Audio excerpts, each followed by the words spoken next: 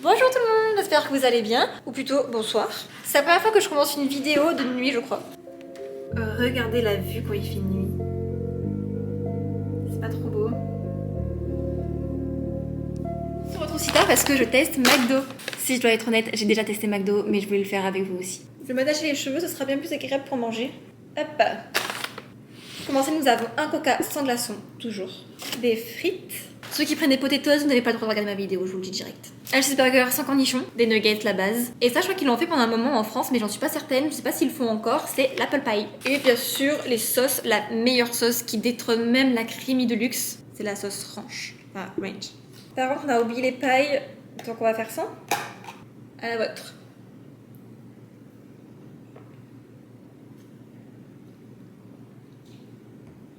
On n'a pas trop de bulles aujourd'hui, mais c'est un coca, ça va être toujours du bien.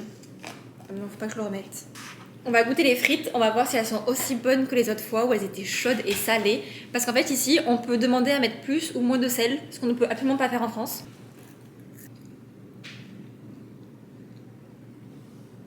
Elles sont excellentes. J'adore les frites, je pourrais manger McDo uniquement pour leurs frites. Mais moi en général je les mange en dernier donc je vais les laisser au chaud. Ensuite on va tester les nuggets. Visuellement, ils sont comme la France. Là vous dites un ou une nugget, c'est un nugget, on est bien d'accord. Avec cette délicieuse sauce. En vrai, ils sont pas du tout comme la France. Ils ont un goût totalement différent. Et peut-être que la chapelure aussi est différente, elle est un peu moins croustillante. L'autre fois ça allait, mais là j'avoue qu'elle est un petit peu moelleuse. Enfin moelleuse. C'est pas croustillant. Léo il préfère les nuggets de France, mais moi je pense que je préfère ceux-là. D'ailleurs les McDo ici sont totalement différents comparé à la France. Il y a plein de menus que vous avez ici et pareil que vous n'avez pas de France ici. Par exemple il y a le Quarter Pounder, un truc comme ça, qui est ici mais qu'il n'y a pas en France. Tout comme le Signature. Attendez. J'allais dire qu'il était bien fait, mais en même temps, on dirait qu'il n'y a rien dedans. On va le goûter quand même. Du coup, je disais, vous avez les signatures en France que vous n'avez pas ici. Il y a plein de menus pareils que vous n'avez pas en France, mais que vous avez ici et inversement.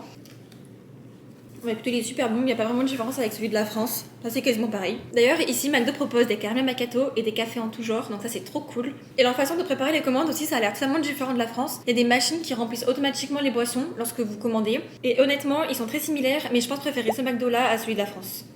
Mais ça c'est mon avis, par exemple Léo il préfère celui de la France parce que lui il mange beaucoup plus de burgers que moi. Tandis que moi je mange de temps en temps un cheeseburger ou un croque McDo, sinon c'est tout le temps des nuggets. Donc lui sur les menus signature et les menus du même style, il est dégoûté.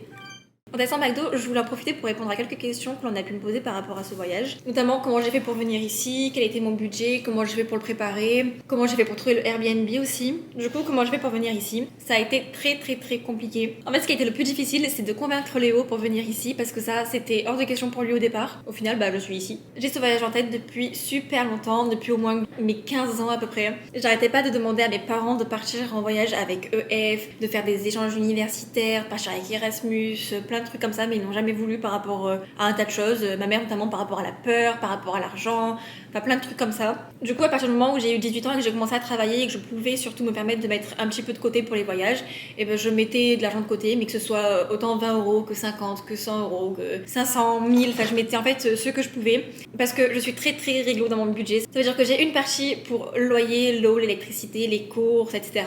Une partie pour m'amuser, une partie pour moi pour plus tard, et s'il me reste de l'argent parmi tout ça, le reste ça va pour un voyage ou pour ce que j'ai envie en fait. Du coup, ça faisait au moins 2-3 ans qu'on a discuté avec Léo. Je lui disais que je voulais partir au moins un an aux États-Unis, mais lui il était contre le fait de partir un an parce que pour lui c'était trop par rapport à un tas de choses, que ce soit l'argent, la famille, le fait qu'il n'en avait pas envie tout simplement. Donc pendant 2-3 ans, ça a été les négociations matin, midi, soir. Jusqu'au jour où il a compris que j'avais vraiment ça dans la tête et que je ne comptais pas le lâcher tant que je ne serais pas partie ici.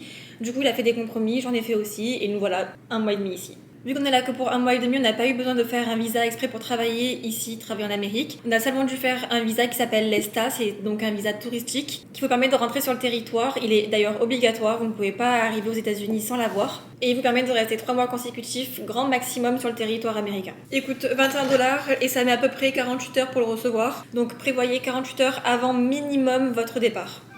Ensuite, comment j'ai trouvé ce Airbnb? Alors, premièrement, par mes recherches et deuxièmement, par les réseaux sociaux. Avec Léo, on savait exactement les critères que l'on voulait pour cet appartement. Donc, on voulait une machine à laver, on voulait une belle vue, si possible une salle de sport dans le bâtiment, mais ça, c'était pas non plus obligatoire, mais c'était vraiment le petit plus. Donc, on a commencé nos recherches sur Booking, mais sur Booking, c'est principalement des appartements hôtels ou juste des hôtels, et ça, c'est super cher, donc on a vite lâché l'affaire. Ensuite, on est passé sur Airbnb, où vous pouvez affiner votre recherche avec plusieurs critères, donc on a tout mis et on a recherché par rapport au quartier que l'on préférait tout simplement. À ce moment-là, on ne l'avait toujours pas trouvé et on a fini par trouver ce Airbnb là par les réseaux sociaux justement. Comme je l'ai dit dans l'une de mes précédentes vidéos, j'ai regardé énormément de blogs et surtout de vlogs sur YouTube concernant New York. Donc premièrement, je suis tombée sur les vidéos de l'influenceuse Angiela et je suis aussi tombée sur l'Instagram de Sophie Pave, je crois qu'elle s'appelle comme ça. Elle s'appelle That Girl Sophie sur Instagram et sur TikTok.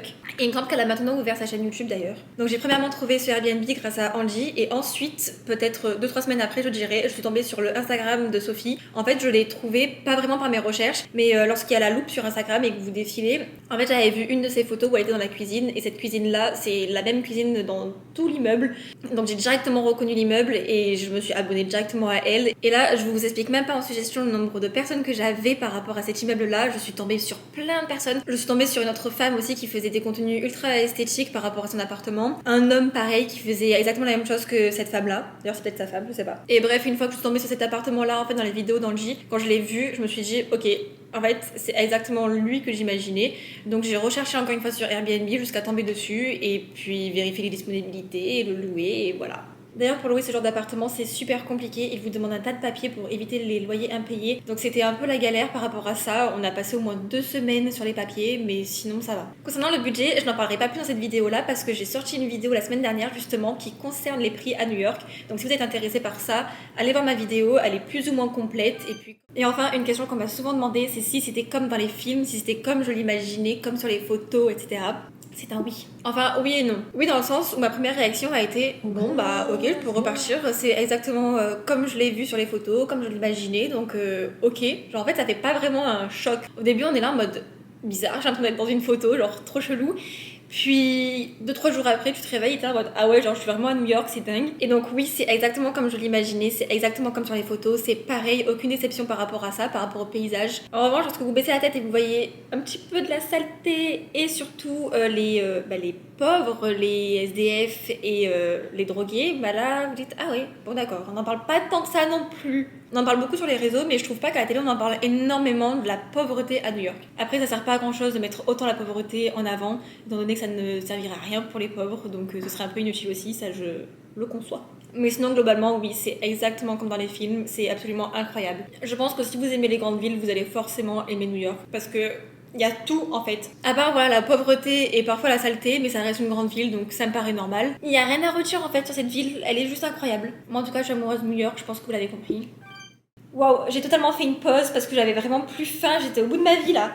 En plus, j'ai fait que boire du coca, je vous explique même pas. Pire idée. Mais il me reste quand même mon apple pie à manger, donc je ne sais pas si je vais le manger entièrement tout de suite, mais je vais au moins le goûter avec vous. Petit unboxing. Normalement, ça se mange tiède, mais là, il est un petit peu refroidi. Ça ressemble à ça. On dirait que je présente un produit make-up. C'est comme un chanson aux pommes. Moi j'aime bien parce que tout ce qui est tarte aux pommes, chanson aux pommes, j'adore. Après c'est pas non plus transcendant, mais je pense déjà que c'est meilleur si vous le mettez au micro-ondes. Mais très très peu, sinon ça devient vite brûlant. Moi j'avais dit que je ne mangerais pas tout maintenant. La gourmandise. Bon écoutez, je vais vous laisser là, parce que moi j'en peux plus. Donc je vais aller prendre une douche et je vais aller me coucher. J'espère que cette vidéo vous a plu. Si vous avez déjà testé McDo à New York, dites-moi ce que vous en avez pensé en commentaire. Je ne sais pas ce que vous en pensez, mais je trouve ça plutôt cool comme concept de vidéo. Donc si vous aimez aussi, je pense que je vais continuer de faire ça. Dès que je vais dans une destination, je testerai McDo. Ce sera un nouveau rituel. Bon voilà, sur ce, je vais profiter de l'une de mes dernières soirées ici. Je vais aller à la douche. Et on se retrouve la semaine prochaine. Bisous! Je suis à contre-jour.